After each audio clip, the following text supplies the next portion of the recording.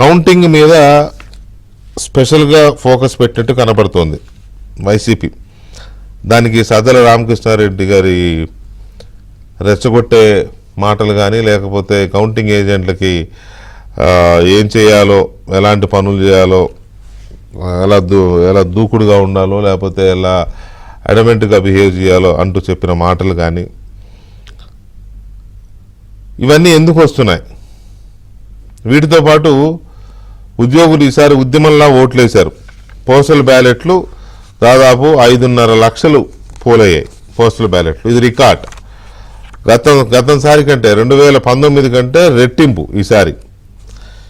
ఈ రెట్టింపు ఓట్లు ఎందుకు పోలయ్యాయో ప్రజలకు తెలుసు, ఉద్యోగులకు తెలుసు, పార్టీలకు తెలుసు, అధికార పార్టీకి బాగా తెలుసు. ఎందుకు ఇన్ని ఓట్లు పోలయ్యాయి, ఎవరి తరపున పోలయ్యాయి అని. ఇప్పుడు ఏదో రకంగా ఆ పోస్టల్ బ్యాలెట్లని వీలైనంతగా వ్యాలిడ్ అవ్వకుండానో, లేదా లెక్కింపు పనికిరావనో వాటిని అడ్డుకోవడమో, లేదా అవి చెల్లకుండా చేయడమో, ఏదో ఒకటి చేసి వీలైనంత వరకు వాటికి తగ్గించాలి, గొడవ పెట్టాలి పోస్టల్ బ్యాలెట్లని.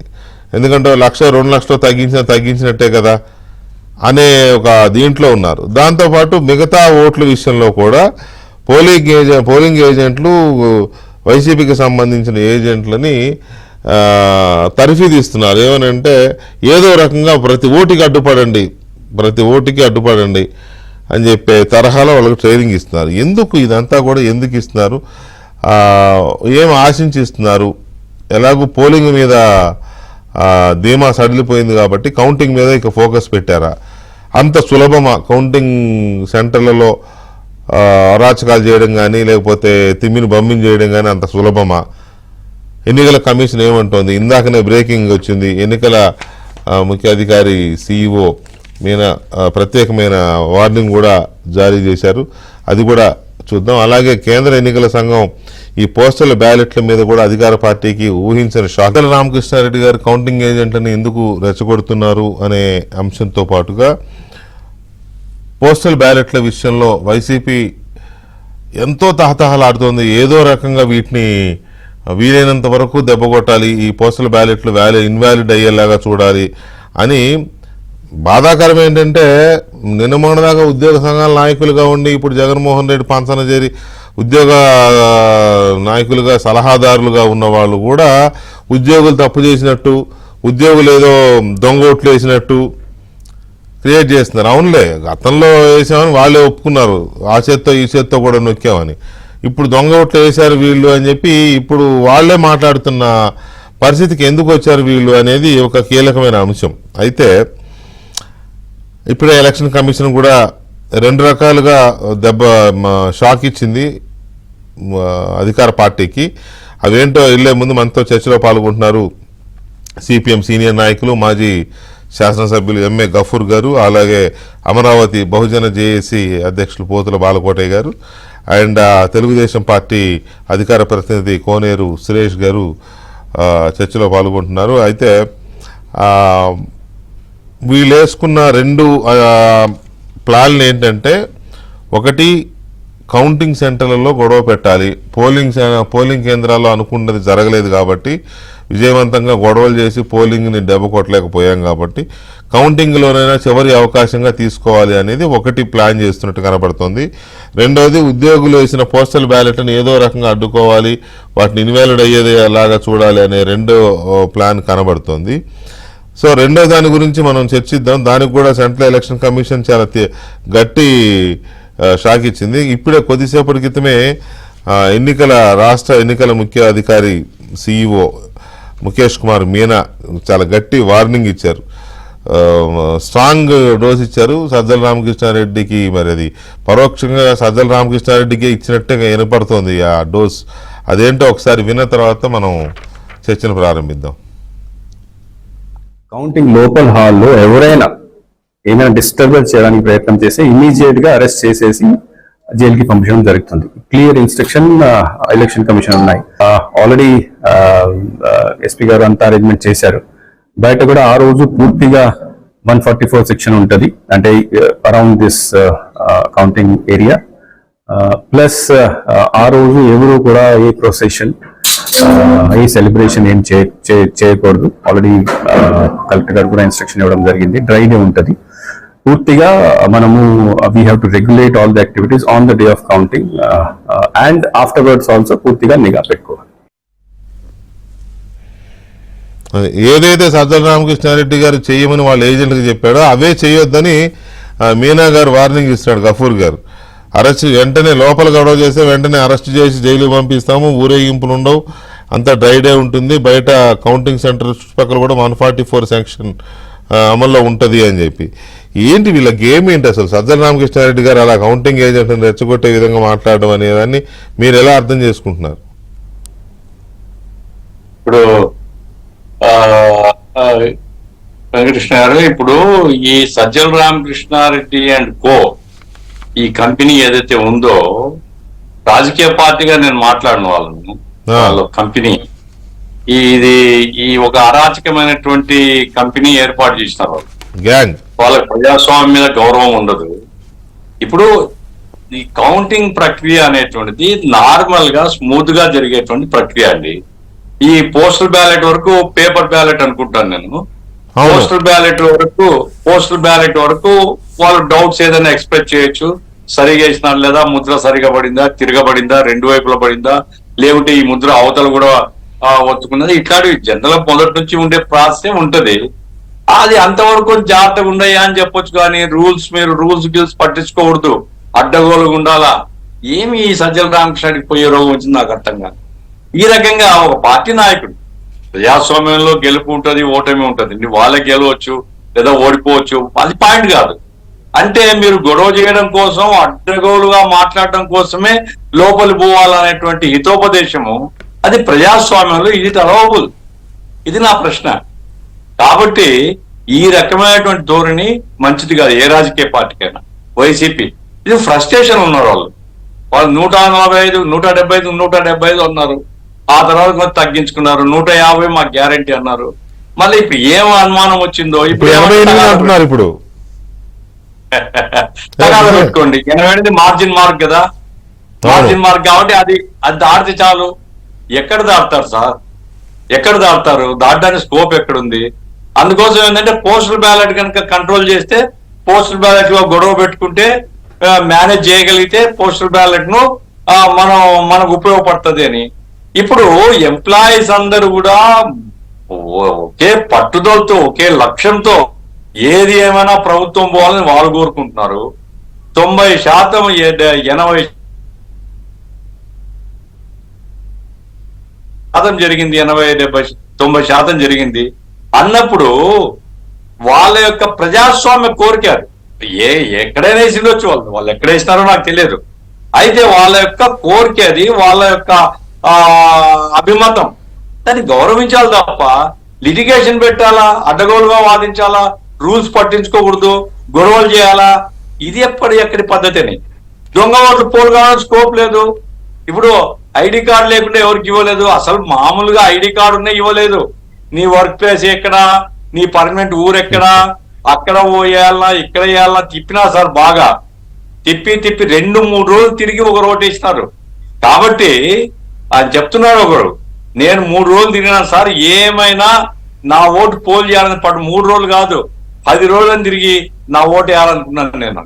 అంత పట్టుదలతో ఉద్యోగులందరూ, టీచర్లందరూ ఓట్లు వేస్తే ఇప్పుడు ఏంది ఇదంతా ఏదో రాద్ధాంతం చేయాలనేటువంటి ప్రయత్నం మాత్రం ప్రజాస్వామ్య స్ఫూర్తికి భిన్నమైంది.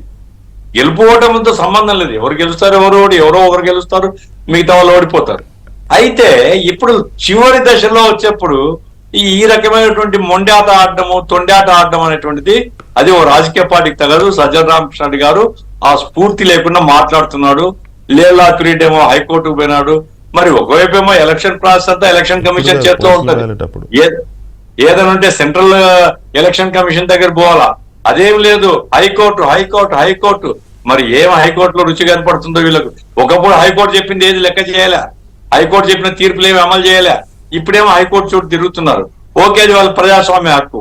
నా పాయింట్ ఏమిటంటే, కౌంటింగ్ లో ఏమి గొడవలు జరగవు సార్. వాళ్ళు ఏమైనా భ్రమలు పెట్టుకుండొచ్చు, ఎందుకంటే కౌంటింగ్ మెకానిజం, కౌంటింగ్ పద్ధతి నాకు తెలుసు కాబట్టి అక్కడ ఎవడు మూలిగితే వాడిని తీసుకుని పోయి లోపల వేస్తారు. కాబట్టి ఆ సమస్య ఉండదు. ఒక్క పోస్టల్ బ్యాలెట్ తప్ప మిగతాదంతా మనం కౌంట్ చేసినామండి. మిషన్ కౌంట్ చేసి మనకు చెప్తారు. అదే కదా, ఏంటో మరి ఎందుకు అంతగా ఇదవుతున్నారో అర్థం కావట్లా. అంత అవగాహన ఉందా లేదా? కాబట్టి ప్రజాస్వామ్య స్ఫూర్తితో వాళ్ళు ఉండడం మంచిది. గెలిచినా సంతోషం, ఓడిపోయినా సంతోషం అనాలి తప్ప గెలిస్తే మేము మంచి పరిపాలన ఇస్తాం, ఓడిపోతే నేర్చుకుంటాం అని చెప్తే గౌరవం పెరుగుతుంది వాళ్ళకి. అట్లా కాకుండా ఈ తొండాట ఆడితే ఉండే గౌరవం కూడా పోతుంది. బాలకోట గారు నమస్కారం. నమస్తే సార్. బాలకోట గారు, కౌంటింగ్ ఏజెంట్లని ఈ రకంగా తయారు చేసి సన్నద్ధం చేసి యుద్ధానికి పంపడం, కౌంటింగ్ ఏజెంట్లు ఏం చేస్తారు? లోపలికి వెళ్ళి అక్కడ కౌంటింగ్ చేసే సిబ్బంది చూపించినట్టుగా చెక్ చేసుకోవడము, వీళ్ళు కూడా ఓకే అన్న తర్వాత వాళ్ళు అది వేస్తారు. అది కూడా పోస్టల్ బ్యాలెట్స్. ఇక ఈ మిషన్లో అయితే ఒకసారి ఈవీఎం అది స్టార్ట్ బటన్ నొక్కగానే ఎన్ని ఓట్లు ఏ పార్టీకి ఎన్ని పడ్డాయో రీడింగ్ చూపిస్తుంది, అవి నోట్ చేసుకుంటారు, అంతే కదా. అలాంటిది అక్కడ మీరు అడ్డుపడాలి, వాళ్ళు ఏదైనా చేయకపోయినా మీరు వీలైనంత వరకు అడ్డుకోవాలి, మీ కింద వాళ్ళు కూడా ప్రిపేర్ చేసి పంపించండి. ఏం అర్థం కాలేదు. అంటే ఇది దేనికోసం ఆయన తాపత్రయము? దాంతో గెలుపు అయితే రాదు కదా. వచ్చేదైతే ప్రజలు ఓట్లు వేస్తే ఎలాగో వస్తుంది, అది వేరే విషయం. ఇలాంటి ట్రైనింగ్ల వల్ల వీటి వల్ల వస్తుందా?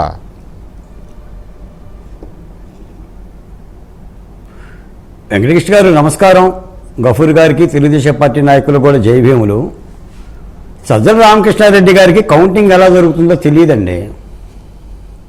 ఆయన ఏదో పేపర్ల కనుక నేలకు తడి చేసుకొని లెక్క పెడతారేమో అందరూ కూర్చొని అనుకుంటారు. వేరే కౌంటింగ్ తెలుసు కానీ ఈ కౌంటింగ్ తెలియదేమో. ఇప్పుడు ఈవీఎం మెషిన్ నొక్కితే ఈ కౌంటింగ్ తెలియదు. ఎందుకంటే ఆయన ప్రభుత్వానికి సలహాలు ఇవ్వటమే రాదు కదా. ఇప్పుడు మొత్తం సకల శాఖ మంత్రిగా ఉండి 5 ఏళ్ళు మొత్తం అన్ని శాఖలను ఆయనే పరిపాలించాడుగా. ఎమ్మెల్యేల దగ్గర నుంచి మా హోంమంత్రి తానేటి వరిత బాధ్యతలు కూడా ఆయనే చూశాడు కదా. ఆంధ్ర రాష్ట్రంలో సేవ చిట్టుకుమన్నా,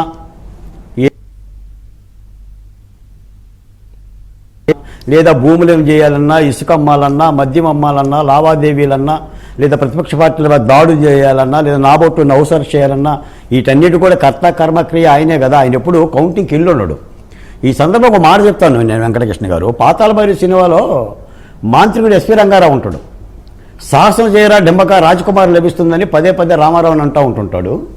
ఆఖరికి కాళికామాత దగ్గర తీసుకెళ్ళి సాష్టాంగ నమస్కారం చేయమంటాడు మాంత్రికుడు.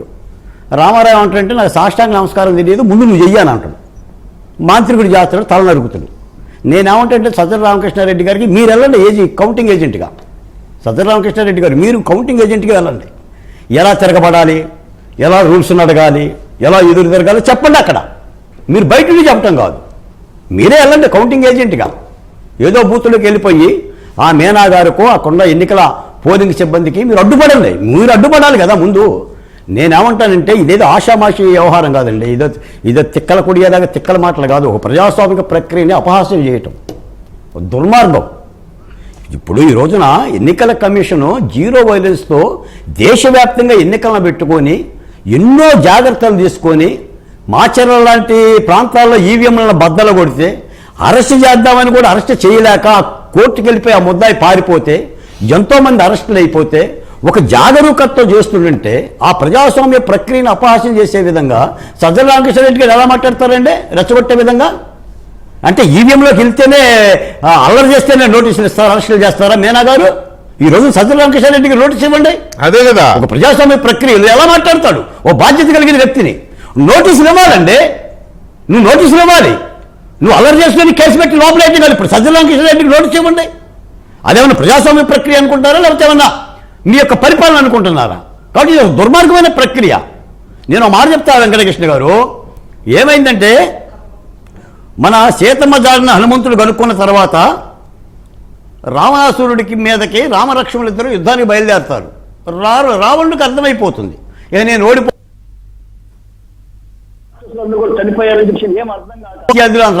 రాక్షసులందరూ కూడా చనిపోయారని చెప్పి ఏం అర్థం కాక పాతాళ లంకలో ఉన్న మైరావణుడు మేనమామ మైరావణుడి దగ్గరికి వెళ్ళిపోయి శరణ కొడతాడు. మేనమామ ఇక రాముడు లక్ష్మణుడు వస్తున్నాడు, నా అంతు చూస్తారు అని.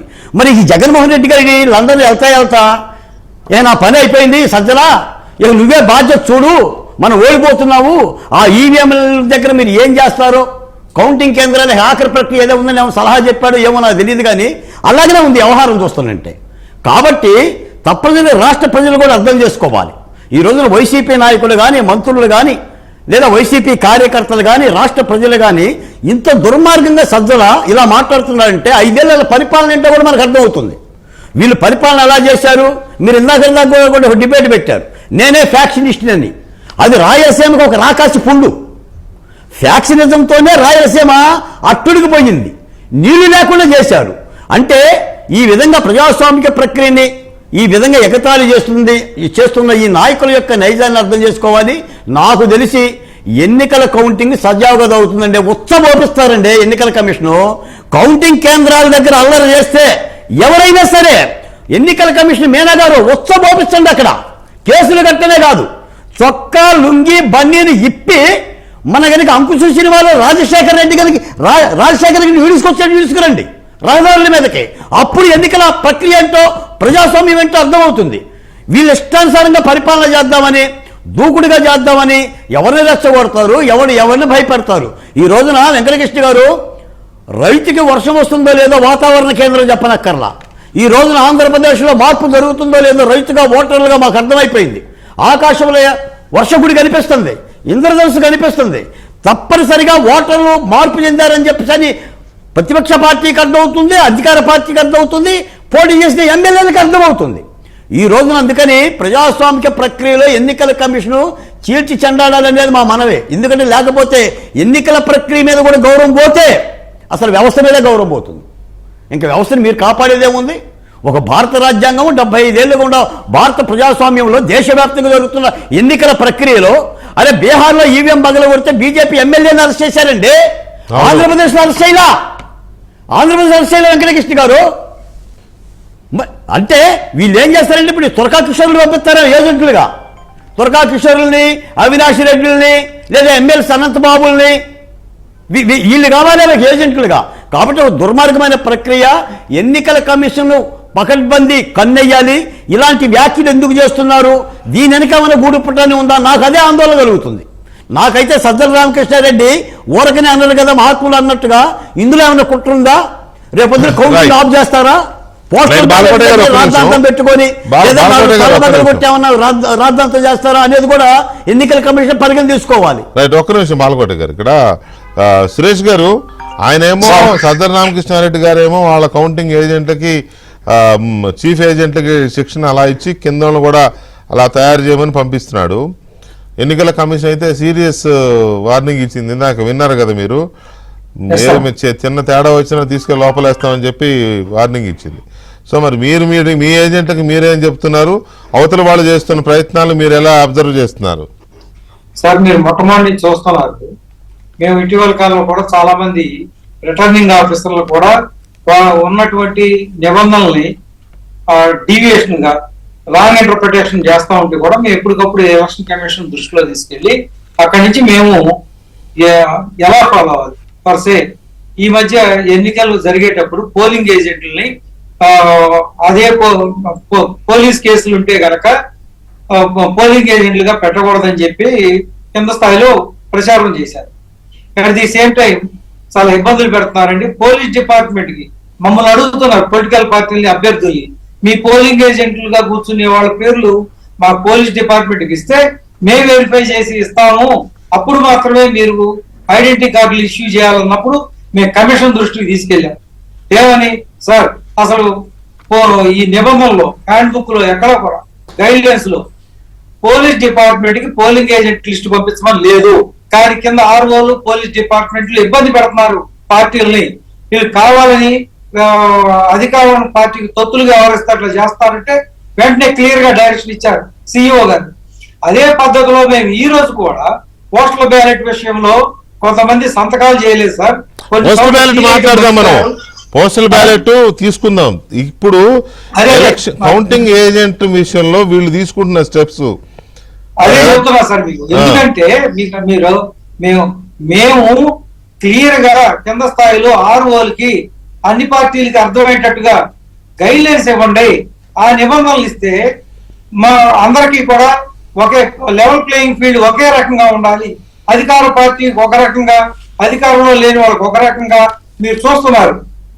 మన తాడిపత్రిలో ఉన్న రిటర్నింగ్ ఆఫీసర్ మేము ఈ ఒత్తిడి తట్టుకోలేకపోతున్నామండి అని చెప్పి అనారోగ్యమే సెలవుకి వెళ్ళిపోయారంటున్నారు.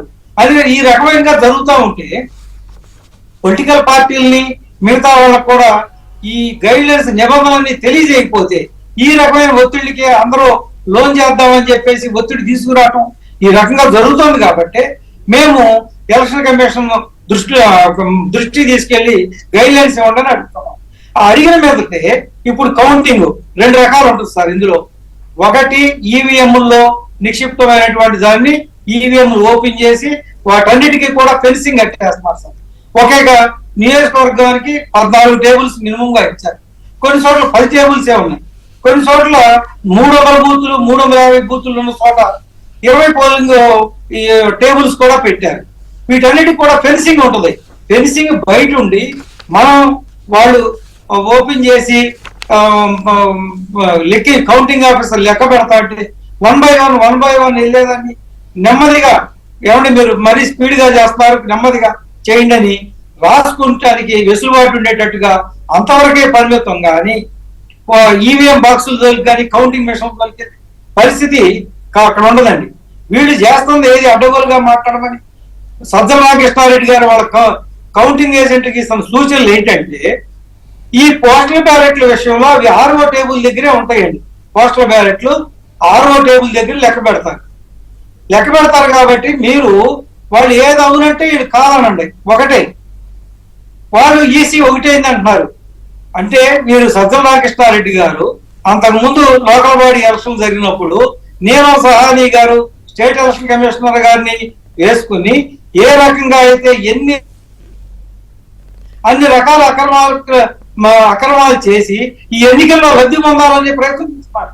కానీ ఎలక్షన్ కమిషన్ స్ట్రిక్ట్ గా ఉండేసరికి వీళ్ళకి ఏం చేయాలో పాల్పోవట్లేదు. మేము ఈ రోజు ఎలక్షన్ కమిషన్ దృష్టిలోకి మేము ఒకటి తీసుకెళ్ళాం. సార్ మీరు రిటర్నింగ్ ఆఫీసర్ ఉండే పోస్టల్ బ్యాలెట్లు కౌంటింగ్ చేసే టేబుల్ దగ్గర కూడా మీరు ఫెన్సింగ్ పెట్టాల్సింది, బ్యారికేడింగ్ పెట్టాలి, పోలీస్ ఫోర్స్ పెట్టాలి.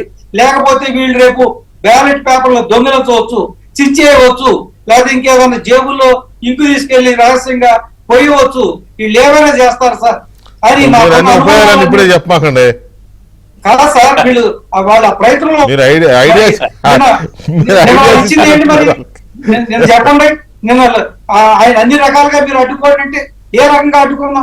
అవునండి కరెక్టే. ఇప్పుడు బాలకోటే గారు లేవనెత్తినట్టు మీరు అక్కడ కౌంటింగ్ సెంటర్ లో అడ్డుకుంటే చర్యలు తీసుకుంటా ఉంటున్నారు. మీనా గారు బాగుంది. కానీ ఈ రకంగా హోమిసైడ్ అంటాం కదా, ఆ హోమిసైడ్ లాగా ఇక్కడ కూడా రెచ్చగొట్టడం కూడా పెద్ద క్రైమ్ కదా. ఎందుకు నోటీస్ ఇవ్వలేదు? ఎందుకు ఆయన కంట్రోల్ చేయలేకపోతున్నారు?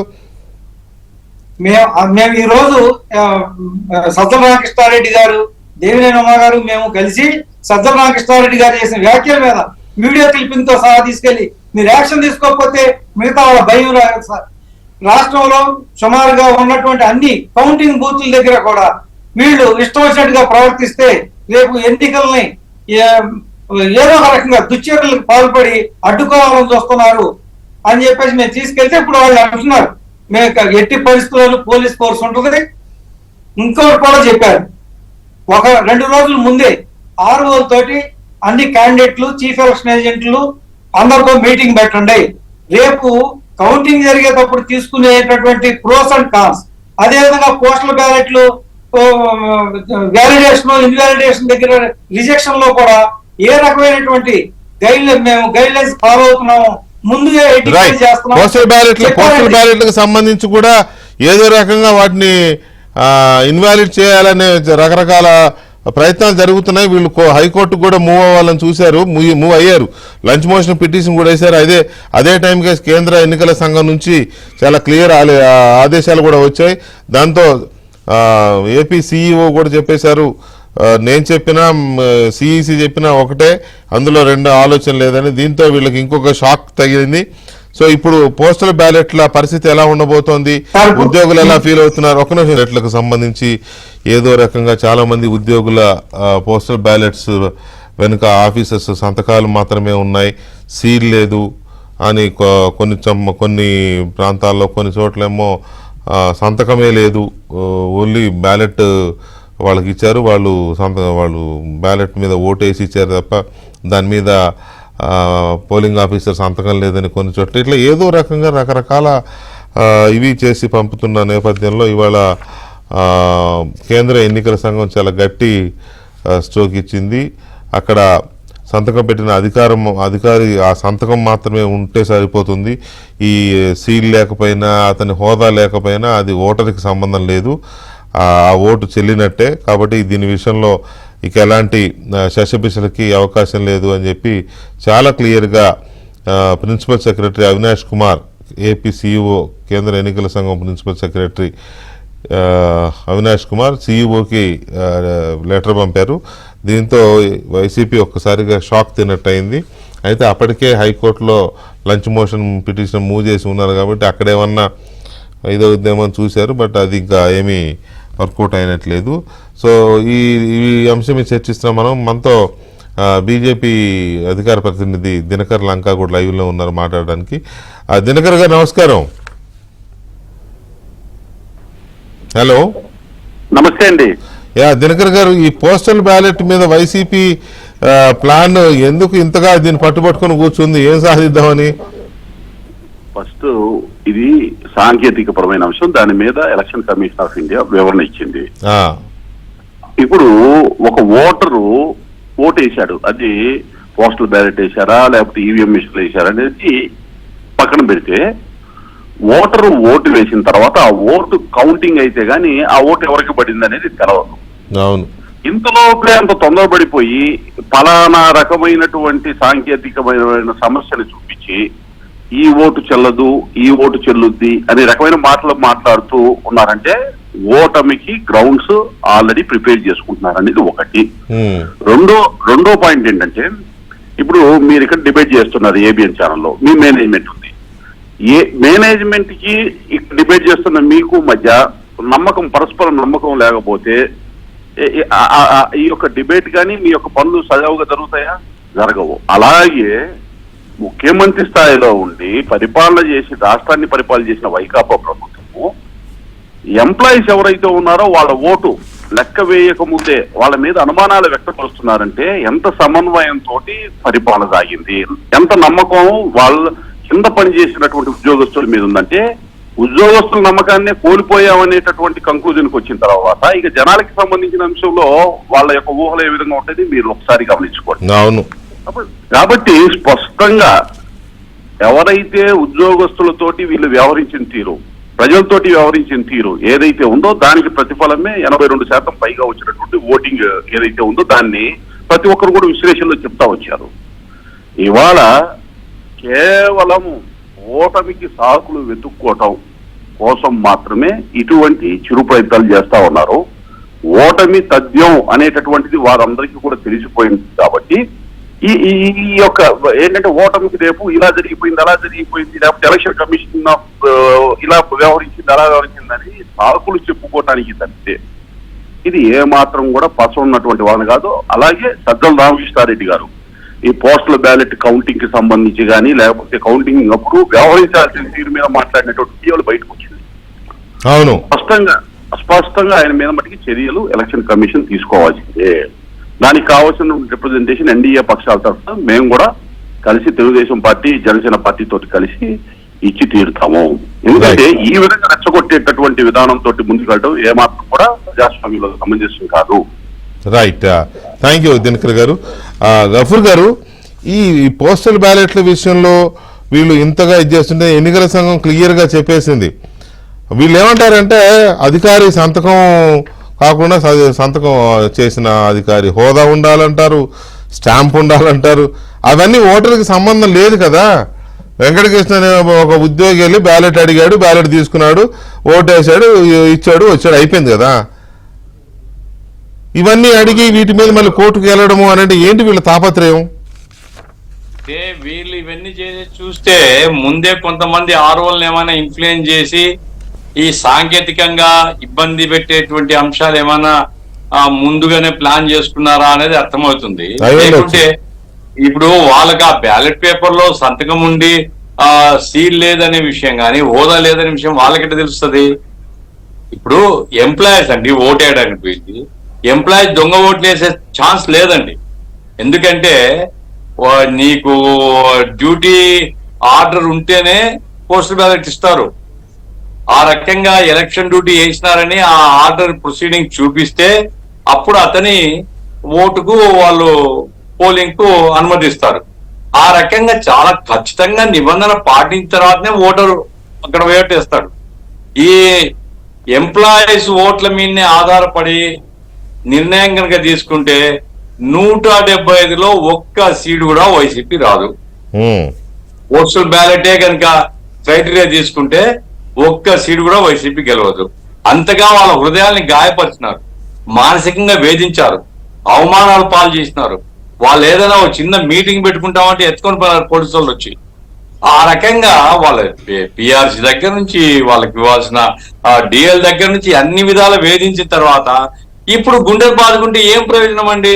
అవును, చేసిందంతా మీరు వాళ్ళని వెంటాడి తరిమి తరిచిన వాళ్ళకి అవకాశం వచ్చింది. మరి ఎట్లా ఓటు వేసింటారో ఎవరికైనా మనకు బయట వాళ్ళు యాక్చువల్ గా ఎవరికి వేసినారో మనకు తెలుసు, కానీ ఊహించుకుంటున్నాం వాళ్ళకి వ్యతిరేకంగా వేసింటారు, గవర్నమెంట్ లో ఉండే వాళ్ళకి వ్యతిరేకంగా వేసింటారు. మరి అన్నప్పుడు ఇప్పుడు సాంకేతికంగా ఇబ్బందులు పెట్టాలా, కొట్లాడాలా అనేటువంటి పిలుపు ఇది అనర్థదాయకం, అప్రజాస్వామికం. ఇది కూడా ఒక బాధ్యుడు, ఓ రాష్ట్ర బాధ్యుడు కూడా మాత్రం చాలా దురదృష్టకరం. ఇకపోతే ఈ మిగతా కౌంటింగ్ సంబంధించి సార్ ఇప్పుడు ఒకే ఒకటి పోస్టల్ బ్యాలెట్ మాత్రం పేపర్ బ్యాలెట్ ఉంటుంది.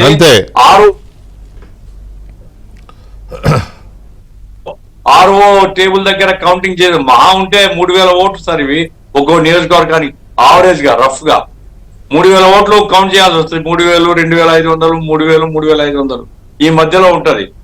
అన్నప్పుడు ఆ ఓటింగ్ కౌంటింగ్ అయ్యేంత వరకు ఈ 6వ టేబుల్ దగ్గర కౌంటింగ్ ఏజెంట్స్ అందరూ వస్తారు, రానివ్వకూడదు.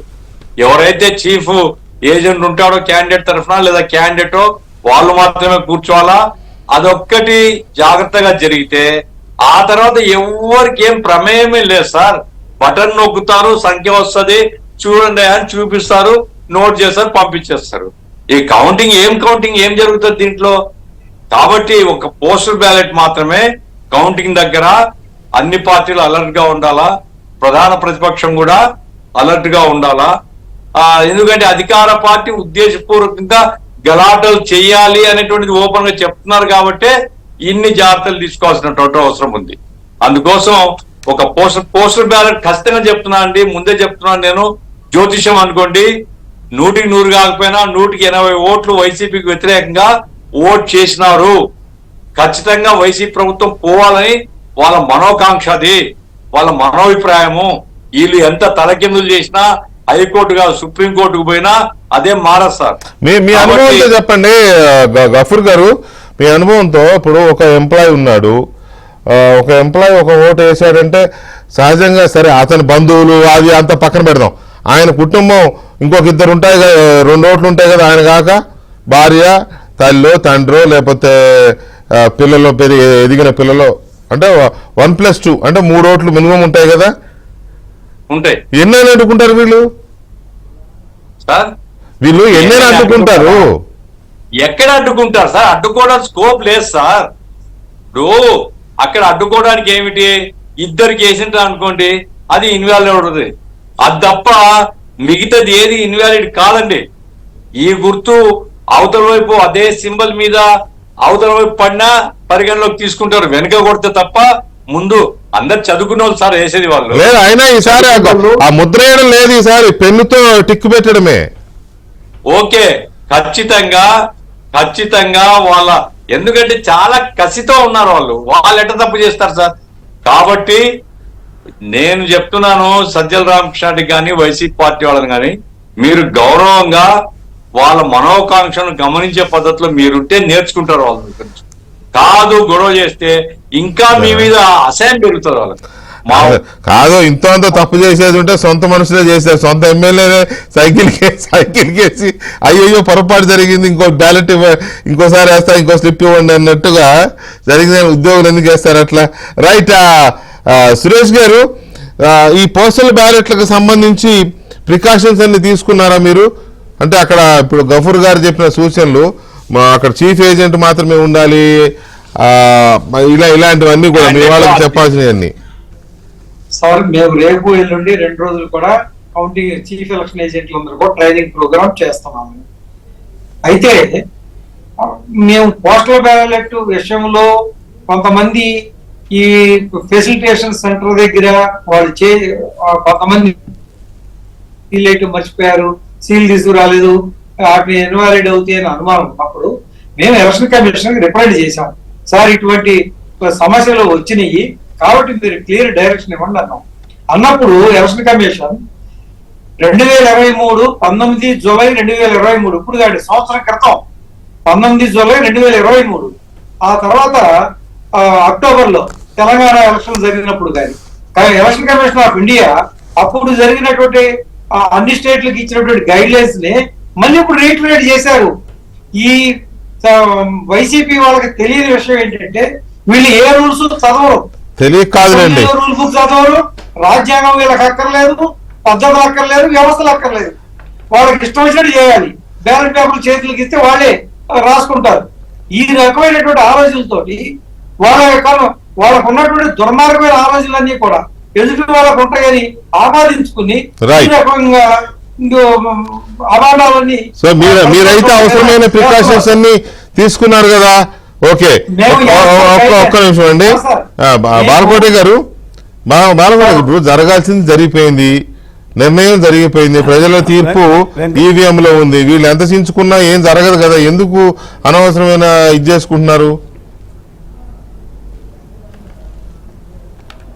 వెంకటకృష్ణ గారు, నేను చెప్తున్నాను, జయాపజయాలు పోస్టల్ బ్యాలెట్ వరకు కూడా పోవు.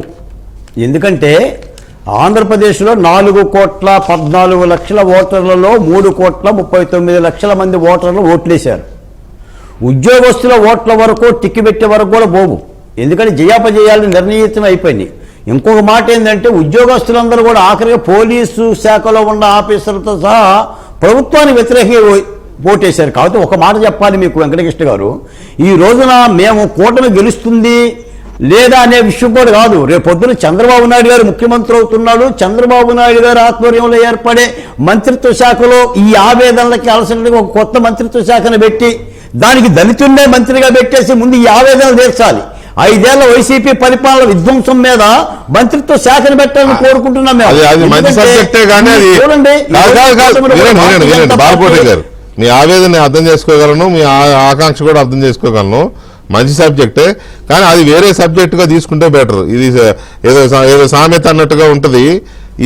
ఈ గొడవలో అది తీసుకున్నాం, అది పెడదాం కావాలంటే.